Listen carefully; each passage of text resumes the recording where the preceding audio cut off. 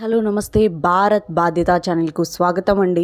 ప్రముఖ New York times ఇది పత్రిక ప్రచురితం చేసింది. రీసెంట్ ఒక అమేజింగ్ రిపోర్ట్ ను పంపించినట్టు తెలుస్తూ ఉంది. మెయిన్ గా మోడీ గారిని ఉద్దేశించి రాశారు. మోడీ గారిని ఇలానే వదిలేస్తే మోడీ గారు అన్ని దేశాలను శాసిస్తారు, అమెరికాను, చైనాను, రష్యాను, జపాన్ను శాసిస్తారని కీలకమైన వ్యాఖ్యలు చేసింది. ఈ వ్యాఖ్యలలో జోసెఫ్ వానిస్ ద ఎడిటర్ ఏం చెప్తున్నారంటే, న్యూయార్క్ టైమ్స్ లో ప్రచురితం రావడం జరిగింది. అఖండ భారత్ నిర్మించడానికి మోడీ తీసుకున్న నిర్ణయాలు గొప్పవి. మోడీ లాంటి ఒక గొప్ప ప్రెసిడెంట్ గురించి రాయడం జరిగింది. ఆయన పేర్కొన్న విషయాలను కానీ మనం ఒకసారి చూసినట్లయితే, ప్రపంచ దేశాలన్నీ రష్యా కానివ్వండి, యుఎస్ఏ కానివ్వండి, జపాన్ కానీ, యూరోప్ కంట్రీస్ అన్ని కూడా భారత్ కు ఊడిగం చేసేలాగా చేసేసుకుంటారు అన్న విధానాన్ని పేర్కొనడం జరిగింది. ఈ వివిధ అంశాలపైన మోడీ గారి కఠిన నిర్ణయాలు ఎలా తీసుకుంటాడు ఒక ప్రధానిగా, ఇలాంటి ఒక వ్యక్తి మోడీ అనే పర్సనాలిటీ గురించి మన ఇక్కడ ఉన్న ఎటువంటి మీడియా పత్రికలు రాయవు. అక్కడ న్యూయార్క్ టైమ్స్ లో ఈ ప్రచురితం రావడము, అది కూడా ఆయన గొప్పగా పేర్కొనడం అనేది ఇక్కడ విశేషకరము. ప్రధాని మోడీ గారి మెయిన్ లక్ష్యం ఏమిటి, మెయిన్ ఎజెండా ఏంటి అంటే అఖండ భారత్ గా నిలపడం, అలానే సూపర్ పవర్ గా భారత్ నిలపడమే ఆయన లక్ష్యం, ఆయన ధ్యేయం అన్న విషయాన్ని వాళ్ళు వెల్లడి చేయడం జరిగింది.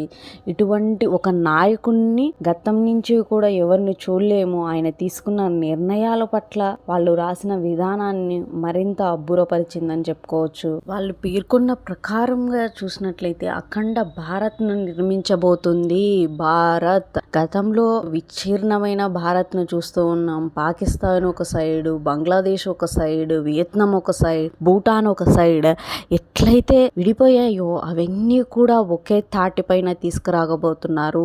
ఇదే కదండి ప్రతి ఒక్కరి కళ కూడా, ధ్యేయం కూడా. అఖండ భారత్ అందరికీ కావాలి. అఖండ భారత్ లో ప్రపంచ దేశాలని మళ్ళీ అలానే ఏలాలి. అఖండ భారత్ తోనే అది సాధ్యమవుతుందా అన్న మోడీ గారి ఏంను ఇక్కడ తెలపడం జరిగింది. న్యూయార్క్ టైమ్స్ లో ఈ రిపోర్ట్ ను పేర్కొన్న ప్రకారం వాళ్ళు మోడీ గారి నిర్ణయాలు చాలా కఠినతరంగా ఉంటాయి. మోడీ లాగా డిసిషన్ మేకింగ్, ఇటువంటి ఏదైనా స్పాంటేనియస్ డిసిషన్ మేకింగ్ ఇకపైన ఎవరు తీసుకోలేరు. జోసెఫ్ రాసిన విధానంలో మోడీ గారు ఎలా ఆలోచిస్తారు, ఎప్పుడు ఏ నిర్ణయాలు తీసుకుంటారు, ఎటువంటి కార్యాచరణలో ఈయన ముందుంటారు, ఎటువంటి కార్యాచరణలు తీసుకుంటారు, ఎటువంటి నిర్ణయం తీసుకుంటారు రేపు అన్న డిసిషన్ అనేది చాలా కీలకం. మోడీ గారు తీసుకున్న డిసిషన్ని ఎవరు అంచనా కూడా వేయలేరు అన్న విషయాల్ని న్యూయార్క్ టైమ్స్ పత్రిక పేర్కొనడం జరిగింది. అందులో ఆ విలేకరు గారు రాసిన ప్రకారంగా అయితే, గతంలో మునుపెన్నడూ లేని విధంగా ఒక నాయకుడు పనిచేస్తున్నాడు దేశం గురించి,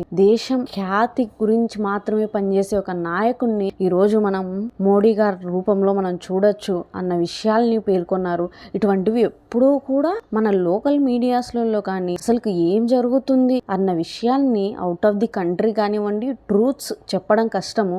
అటువంటి టైంలో ఇటువంటి ఒక వేరే దేశ అతను కూడా ఈ న్యూయార్క్ టైమ్స్ రిపోర్టర్ పత్రికలో పేర్కొన్న విధానాన్ని మనం చూసి నేర్చుకోవాలి, ట్రూ ఇవ్వాలి. సోకాల్డ్ కంపెనీస్ కు, సోకాల్డ్ పర్సన్స్ కు పనిచేయడం మానేసి పత్రికలన్నీ కూడా నిజాయితీగా, నీట్గా ఏం జరుగుతుంది, ప్రపంచం ఎటువైపు వెళ్తుంది అన్న విషయాన్ని పేర్కొంటే చాలా మంచిది. అది రేపటి తరాలకు యూజ్ కావాలి.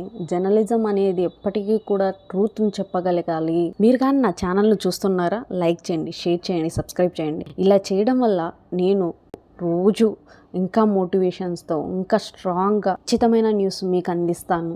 లోకంలో జరిగే ప్రతి న్యూస్, సామాజికమైన న్యూస్, ఆర్థికమైన న్యూస్, ప్రపంచంలో అణువను వెతికి మంచి న్యూస్ తీసుకొస్తాను. రేపటి భారత్ కోసం ఈ రోజు పాటుపడదు. మెయిన్గా ఇందులో పేర్కొన్న విషయాలలో చుట్టుపక్కల ఉన్న దేశాలన్నీ కూడా భారత్ దేశం యొక్క అభివృద్ధికి పాటుపడాలనేసి మోడీ గారి ఆంక్షలు కానివ్వండి, కట్టుబాట్లు కానివ్వండి, విధి విధానాలు ఉంటాయన్న విషయాన్ని ఇక్కడ తేటతెల్లం చేశారు.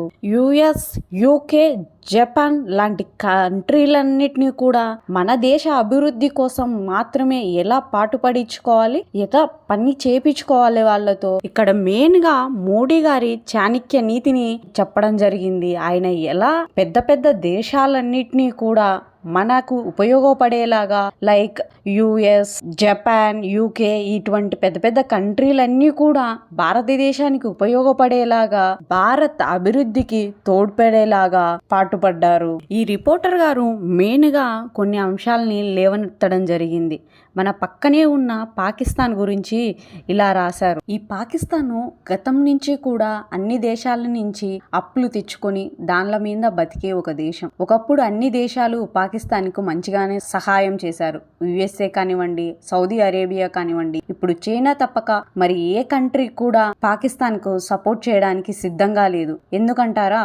పాకిస్తాను బిచ్చగాళ్లను, టెర్రరిస్టులను సప్లై చేయడంలో మాత్రమే బిజీ అయిపోయి ఉన్నారు కాబట్టి. ఫర్ ఎగ్జాంపుల్, పాకిస్తాను సౌదీ నుంచి అప్పు తెచ్చుకుందనుకోండి, ఆ అప్పును తీర్చడానికి చైనా నుంచి అప్పు తెచ్చుకుంటుంది. అట్లా ఒక కంట్రీ నుంచి ఒక కంట్రీతో అప్పులు తెచ్చుకొని మాత్రమే దేశాన్ని నడిపే ఒక కంట్రీ పాకిస్తాన్. అటువంటి కంట్రీతో ఎటువంటి ట్యాకిల్స్ చేశారు మోడీ గారు ఎన్ని దేశాలకు పాకిస్తాన్ కటిఫ్ చేశారన్న విషయాన్ని ప్రపంచ దేశాలన్నిటి కూడా పాకిస్తాన్ అంటే అయ్య బాబోయ్ మాకొద్దు, మేం వారితో స్నేహం చేయము అన్న నినాదాన్ని కానివ్వండి వినిపిస్తూ ఉన్నారు.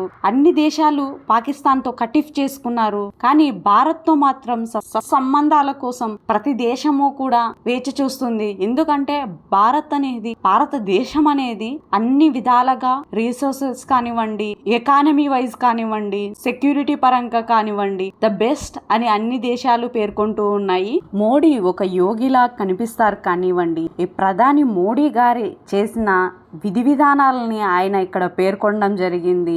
మెయిన్గా పాకిస్తాన్ను 4 ముక్కలుగా విడిపోవడానికి కానివ్వండి, విడిపోయేలాగా ఈ రోజు అయ్యిందంటే ప్రపంచ దేశాలు, ముస్లిం చెందిన దేశాలు ఏవైతే ఉన్నాయో ఆ దేశాలన్నీ కూడా ఈ విషయాన్ని అర్థం చేసుకొని ఇక్కడ సపోర్ట్ ఇవ్వడం కానివ్వండి మోడీ గారికి ప్రతిదీ సులభతరం చేయడం అనేది ఇక్కడ చాలా ఇంపార్టెంట్. పాక్ ఆక్యుపైడ్ కాశ్మీర్ తిరిగి సాధించుకోవడానికి కానివ్వండి, మోడీ గారు తీసుకోబోయే స్టెప్స్ అన్నీ కూడా ఈ పాక్ ఆక్యుపైడ్ కాశ్మీర్ స్వాధీనం చేసుకోవడం ప్రతిదీ కూడా పాములు కలుపుతూ ఉన్నాడు. మోడీ గారు తీసుకునే ప్రతి స్టెప్ కూడా రేపటి అఖండ భారత్ కు నాంది అనే విషయాన్ని వీరు పేర్కొంటున్నారు. ఈ ఎడిటర్ గారు మెయిన్ గా పేర్కొన్న విషయాలు ఏంటంటే, ప్రపంచ దేశాలు, ముస్లిం కంట్రీస్ ఏవైతే ఉన్నాయో, ఇస్లామిక్ కంట్రీస్ ఏవైతే ఉన్నాయో ఆ దేశాలన్నీ కూడా మోడీ గారికి తోడ్పడుతూ పాకిస్తాన్ ని ఎలా 4 ముక్కలు చేసేసింది, పాకిస్తాన్ పతనం ఎలా స్టార్ట్ అయ్యింది,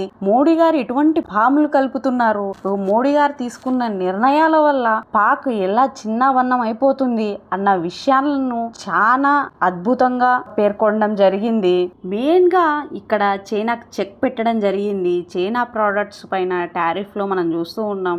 ఎటువంటి విధానాలు జరుగుతున్నాయనే విధానాలు కూడా మనం చూస్తూ ఉన్నాం. చైనా నుంచి ఇంపోర్ట్ ఎక్స్పోర్ట్స్ ఆగిపోయాయి. కానీ వియత్నాంలో మనం ఈరోజు చెక్ పెట్టడం ఏదైతే జరిగిందో, వియత్నాన్ని మనలో కలిపేసుకోవడం ఎట్లయితే జరుగుతుందో ఫ్యూచర్లో, దానివల్ల మెయిన్గా వియత్నాం మనతో కలిసింది అనుకోండి చైనాకి చెక్ పెట్టేసినట్టే అన్న క్లియర్ స్టేట్మెంట్ను వియత్నాంని కలుపుకొని ఒక సూపర్ పవర్గా ఎదగబోతుంది. అఖండ భారతదేశాన్ని నిర్మించుకోబోతున్నారు. మోడీ గారితోనే ఇది పాసిబుల్ అన్న విషయాలను ఆ రిపోర్టర్ పేర్కొన్నారు. ప్రతి విషయాన్ని కూడా మోడీ గారి ఆలోచన విధానాన్ని, మోడీ గారు తీసుకునే నిర్ణయాల పట్ల ఆయన చాలా అద్భుతంగా రాశారు. మోడీ లాంటి ఒక నాయకుడి గురించి, ఒక యోగి గురించి ఎంతో గొప్పగా రాశారు ఆ రిపోర్టర్ గారు. చుట్టుపక్కన ఉన్న దేశాలన్నీ కూడా శబాష్ మోడీజీ, మోడీ నా ఫ్రెండ్ అని చెప్పుకునేంత గొప్పగా మాట్లాడడం కానివ్వండి, డీల్స్ చేయడం కానివ్వండి, వాట్ నాట్ మోడీజీ అన్నట్లుగా పేర్కొనడం జరిగింది.